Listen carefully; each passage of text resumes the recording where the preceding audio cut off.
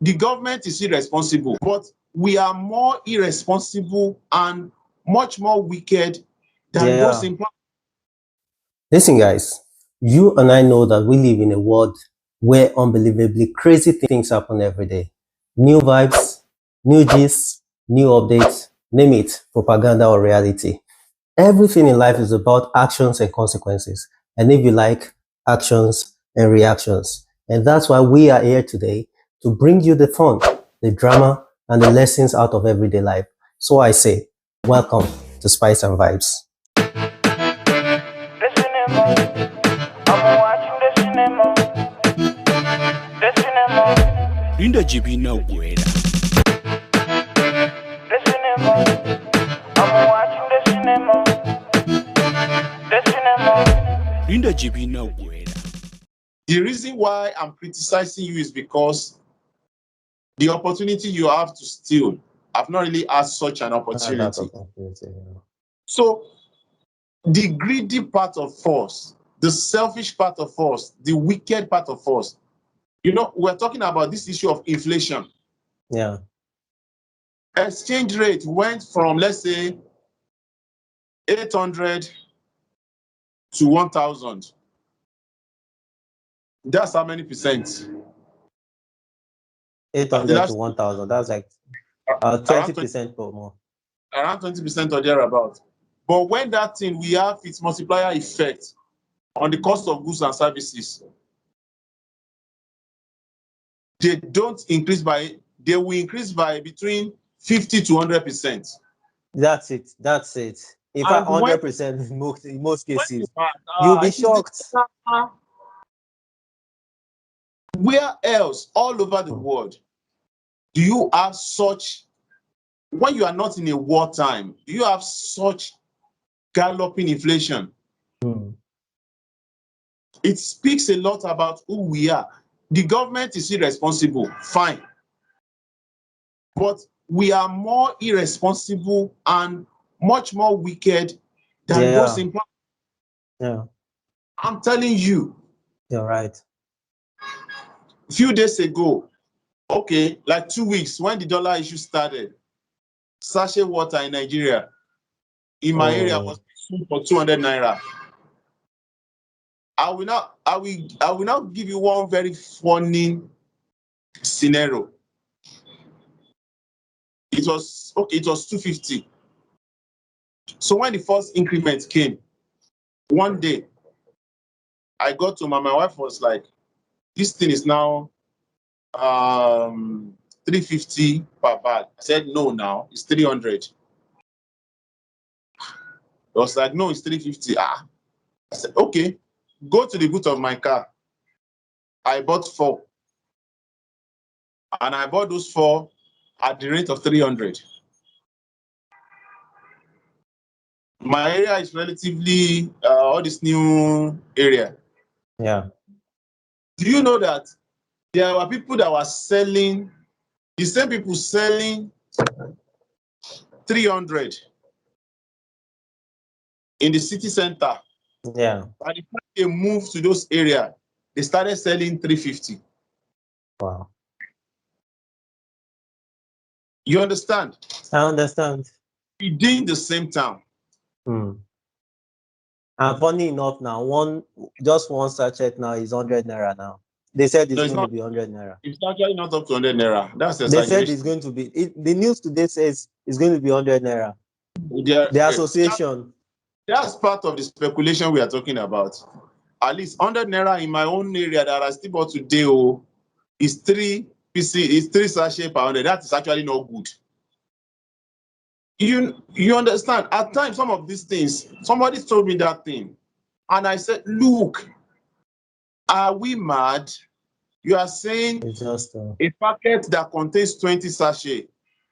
You want to that means you'll be buying a packet for 2,000 naira if it is 100 naira." It's just unimaginable. And I'm like, what's there? What's inside the sachet? The thing is, maybe people will have to go back to their boreholes. Which borehole? Well, what Yoruba calls kanga. Everybody know me kanga. You understand? Because It's as bad. That's what I'm saying. We are just one funny set of harbingers of bad news.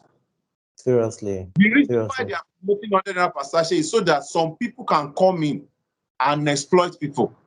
Yeah. A sachet is now 13 naira. Bad Can in imagine. itself.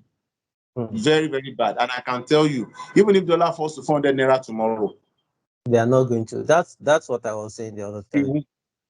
Yeah. all over the world, inflation responds to the law of demand and supply. But I've spent some decades in this country. From birth till now, I can tell you, I discovered that no economic theory works well in Nigeria. I was watching a video this morning, the Commissioner for Agriculture in Lagos. You know, they created this Sunday marketing where they give people 25% discount on food items they buy. Okay. The woman brought them together. You know, Lagos State just built these fresh food clusters where you can go and buy fresh food and come back. Okay. And instead of, I think they are trying to phase out the traditional African markets. Markets, okay. So they are looking for a more befitting one. The one around, what's this area in Mushi? That was launched some 2 months ago. The commissioner was practically weeping. In fact, you know, when you are angry, yeah, stick to a particular language. She was mixing English with Yoruba, with Pidgin, with everything, to tell you how bitter she is, or she was. Listening to that video, the video was around, I think the video is around 3-5 minutes. You can imagine. Okay. I'm coming. Those spaces Right. were free of charge. I even thought people buy stores there. But they are this thing. They are not concerned about cleaning. It is government that is responsible for cleaning. And do you now know what they were doing? These food items that were supplied, were purchased, and that were subsidized by government for them, so that they can sell to end users. Do you know what these people were doing? They were calling fellow market women that are not resident there and were selling above what government asked them. I think, like, if you want to buy semo now, you are expected not to sell more than maybe 10 kg. They were selling to fellow market women who will in turn take Sell those again. other markets and sell at exorbitant prices to people. So the woman was extreme, and according to her, he was asking them that, were you people not paid your discount in advance? So it's not even like the government was waiting for them to finish selling and come and calculate your this thing. So immediately they come to your store. How much gari do you have? Okay, I have so kilogram of gari. It's supposed to be sold for 100,000. Okay, take 25,000 so that you can run an effect. So economic policies are not working because we are such a Shylock. I don't know. I was telling someone that I don't think capitalism is for Africans. We are too wicked. That's it. And that's why, sorry that I'm always cutting in, because there are lots of things that we have to discuss. I just want us to pick those things so that we don't dwell much on one. Now, you mentioned a lot of things when we started, the healthcare sector of the economy, education, and all that. So I want us to touch all those things all together. Now, let's go to, just aligning with what you just said about us being, a set of very wicked people. You can hear the situation of the railways, that some people will go and be removing the rail tracks, those iron, just to resell. Iron condemn. Yes, they will go and sell it again. And these are government-owned infrastructure for our own good. You can see all those things that they used to cover anything that is metal, they just remove it. They'll go and sell it again. I agree with you on that, because there's something that happened, and this is in the health sector. When we gave birth to our firstborn, you remember that was when Mimiko, had this mother and child, Okay. hospital, and it's a very nice facility, very beautiful, well equipped. In fact, there are some expatriates that were there, foreigners that were helping out with surgical procedures there and all that. Now, everything there, I'm telling you for a fact, free of charge. You pack your things there, you deliver safely, and you are going. Nothing, not just a naira, would be demanded from you. So if you see that kind of program by, a government administration, I think that is laudable, right? Yeah. Now, Yeah. even if you are going to, if there is anything that is going to involve surgical procedure, what they will ask you to do is, prior to that time, you donate, some blood, and then they can keep it in their blood bank. If you are not using it, that means that's your contribution to whoever would need it and all that. And that was so beautiful. Do you know that there was a guy while we were waiting, the husbands now waiting for, delivery and all that. There was a guy, they said this guy they are going to do surgery. And at that time, I think surgery involves, I don't think they will have to pay, or I'm not very sure. Even It if was they are also going to pay maybe a token of maybe 5,000 it then was or something, free. or they are not even paying. I don't even understand. But It was free. what? It was What did, free. yeah, it was It was free. It was free. free. But they asked him to just get something because that thing maybe was not in the hospital or something, or maybe he was not even informed that it was free. But do you know this guy, when they told him that they are going to conduct, they are going to do, is it CS now for the woman, this guy Yeah. ran away. This guy ran away, like left his wife and in that state and ran away for 3 days. For 3 days, just because they said they want to perform surgery. Now, people were now asking that, okay, what happened? When they now called him eventually, because those people, he had gone before I came. So it was when he came back that I got to know about it, about the whole story. When they now brought him back, the family people that they said should go and reach him, and police, and they shall brought him back. He now said when they mentioned surgery, he was scared about the money. He didn't have any money. And that's why he had to run away. You can imagine. You can imagine. So if money was involved, that means you abandon your wife at the risk of whatever happens to her, and with the responsibility of whatever payment you will have to make. So now that means if you were to pay, the government is going to be responsible for that, because left to you, you are gone. You are gone already. So you can Oja, imagine. So if the government, creates something like a loan system for people, people will just borrow money, and I think I can't remember, I can't not picture if, instances now, but it's not if, sorry for cutting short. It's not if the yeah, government create. yeah. During the COVID period, there was this fund, COVID relief fund from Israel. Mm. People collected money. In fact, it is this government that is trying to recoup those money back now. You can In imagine. fact, it was as bad as some staff, some civil servants within that organization were helping people to facilitate those loans.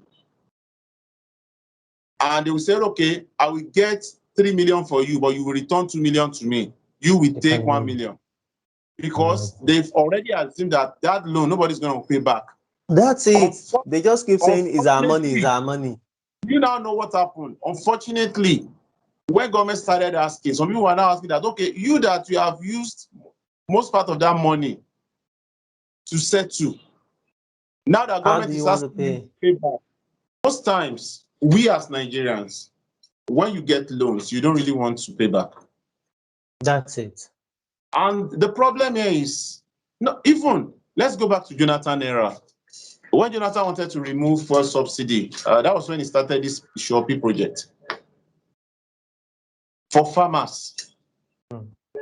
The problem is the actual farmers did not get a dime. That's it. The political farmers and the civil servant farmers, those people. So this thing is attitudinal. Now, the health sector you were talking about the other time. Even when you pay for health, thank God you are not you are in an environment where all these things work. To take care of your health, you pay through your nose. Yeah. True or false? Yeah. You understand? Yeah. I had a friend that moved to Canada, and the child, I think few months, less than 2 months into getting there, probably he's been having that tooth issue for a while. And when he was in fact, before he could get an appointment with the doctor under their health insurance, it took almost 2 months. Yeah. That's the problem. UK is even worse in UK. Yes, registration alone is around 3,000 Canadian dollars. And this guy was just telling me, like, look, it was like ordinary, that means ordinary teeth. Even headache. You understand? Migraine. We have to Friends. wait, book appointments. Yeah. And we got to a particular point, and I told him, like, look, in fact, he was joking, like, if the Oyinbo man does not see that you are dying, you can't see doctors, you can't see, there's no way you can see a doctor immediately. That's the only thing that will make the doctors attend to you immediately is if they see that, okay, your situation is actually very, very critical. But if you cannot establish that, then you are not likely going to see a doctor The immediately. appointment will be All months. this, when we're not talking, I say, look, all this money is the reason why they can buy more equipment, train more of their people. That's why the system is sustainable. For a very long time, we've been having this kind of spoon-feeding government. Instead of government looking into productivity, because our political class, they are actually they are a bunch of lazy people. What makes you a politician in Nigeria is, number one, your love for free money. Yeah, that's it. That is the reason. So we can't, that's why I said this country is actually not so much designed to succeed. You can't have a set of people who feed fat on doing nothing. We are not producing anything. Ordinary toothpick we import from China. You understand? Instead of working, you have to go and sit down in the church on the mountain very early in the morning, praying for God to bless us. And I ask, you are not working, you are asking for God's blessing. What will God bless? And you see so many pastors, prophets, and they're saying miracle alert. And I keep asking, is it the same God that I know that answered those prayers? Or God has changed syllabus? So that's the topic for another day. So what are we saying? In the health sector, while government is highly irresponsible, do you know that most of the private hospitals you have around are being owned doctors that are still working, collecting money, salary from the government? Let me share an experience with you. See, Nigeria, hey, it's not today. Like, I think this was around 2008 or 2009. So you can know it's quite some time. I had this problem with my tooth, and they wanted to help me. This is my first molar, so they wanted to help me remove it so that I can, because the gum, I was chewing on my own gum, so it was really painful and all that. They had to remove because the tooth was trying to grow, but that was where it stopped. So the gum covered it, and anytime I'm eating, it was impacted. Yeah. So I was chewing on my own gum, so they had to kind of shape. Thank you very much. So that was how I went to a government general hospital. And do you know what happened? As I got there and I paid for the service, They were about to carry out the procedure, and this guy took me away from the hospital and said, "Oh, let's go now." I thought they are going to take me to a ward and do that. The guy took me away from the hospital and took me to a private hospital owned by his boss. And this guy maybe is a fresh, doctor or something, took me to his boss. I did not know that he already had that partnership with his boss because as at that time, I actually paid a lot. And I felt like if it's a government-owned hospital, I shouldn't have paid this much. I didn't know I was actually paying. I actually paid to them. So when he took me to this private place, which is the Oga's private hospital, there was no light. He was using torchlight. He was using torchlight, and it was him alone. He was using torchlight, and I was like, "This your teacher." And this guy, he first used this. Is it Anesthesia. you anesthesia? Okay, he used it on me. He was supposed to use one, but while he was struggling with the thing, I told you it's the first molar. It's very, very difficult, and underneath it was very, very. It was deep rooted in the gum. So as he was struggling with it to pull it out, he couldn't. So at some point, I told him I'm feeling pain again. So he had to give me another one. I was like shouting at me like, "Oh, he's giving me more than enough. Or I only paid for one and all that." I like. So at some point, I was So you can at do some the, point so I was really, really scared for my life. you don't have an additional anesthesia, abi? So you Yeah, can yeah. manage. So that I won't feel the pain. So now, to cut the long story short, this guy, I just thank God that I was, because if anything had happened to me, because I was looking at that thing he was using to remove, I realized that this guy had not been there for long. Okay, so he was scared. I could see how he was sweating, how he was like, oh, it was getting beyond what he thought he could easily do. So it was taking time. So I was praying because that tool, I was like, this tool should not just enter my throat and kill me here, because if anything, if anything happens, I don't have any records in the government-owned hospital. That's all. You understand? You can imagine as far back as 2008. So No, I agree with you. It's just no, what you are saying corruption as at every level. I wanted to mention 1980 something. 2008 is quite close now. Nigeria don't at that time, all those time when they turn Nigeria don't spoil finish now. It's that bad. I'll give you a personal experience. I'm on health insurance for myself and my family. So there was a particular hospital that we were using before I decided to go on health insurance on HMO. So when the HMO people came and we were trying to sign up for the HMO, Yeah.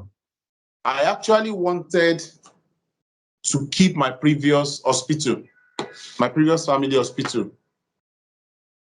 I said, okay, do you have this, blah, blah, blah, blah. They don't. But they referred me to another hospital, a private hospital. Do you know the funny thing about this private hospital? This private hospital is owned by the CMD Of the general hospital, the state of the, general hospital. yes, not Wow. state hospital, but another Okay. government-owned hospital, Okay. one of the paramilitaries. Hmm. So while making inquiries, one day I went to this private hospital. I didn't tell the lady I met at the reception. It's not somebody that I'm used to. So I pretended like I'm coming to pay money for the healthcare rendered. So by the time, okay, how much is your card? He said this, blah, blah, blah, blah, blah, blah, and blah, blah, blah, blah. So we were having that conversation. Do you know what I realized? What is being charged there is like times 7 times 8 of what they The charge normal at the other fee. hospital that Wow. belongs to the paramilitary, the police hospital, to be Hmm. precise. For security reason, I won't mention the name of the other hospital. There are people that you understand. Yeah. So it was then that it occurred to me that, oh, the reason why this guy refused to allow HMOs into the other hospital is because, and you know the funny thing, when you go to this private hospital initially and you have serious surgery, it will refer you back Yeah. To the government.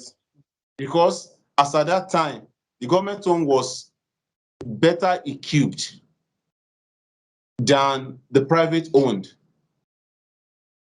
But he refused to allow HMO operations in the government owned so that people who want similar, or in quotes, they actually treat people well in the private hospital, we prefer to go there.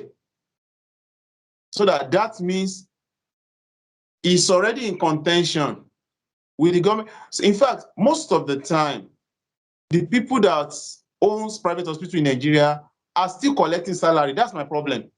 Yeah. That's Even it now. That's it. There was a time I had somebody that had issues with the kidney. They had renal issue. Most of the, what do you call it?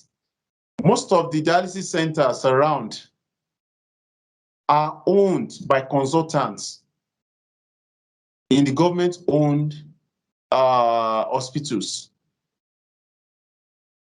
In fact, I know of a very popular institution where you have these guys.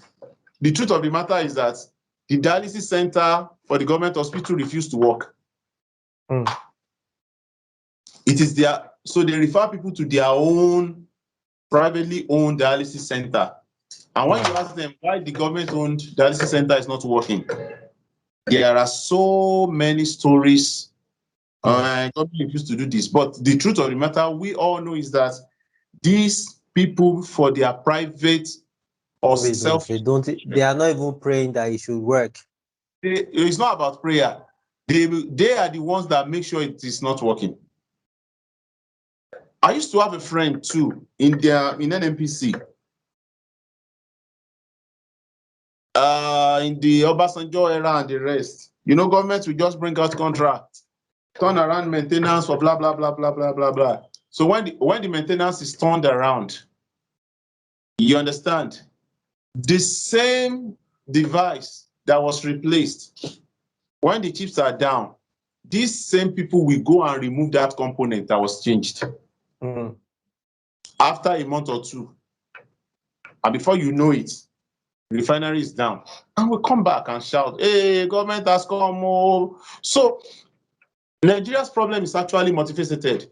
It's too much. I don't even like. I wanted to be picking it one by one, but I realized if we keep going, if we cover the banking sector, we go to education. I have so much experience. Don't go there. Don't go there. That's what I'm saying. I have so much to say.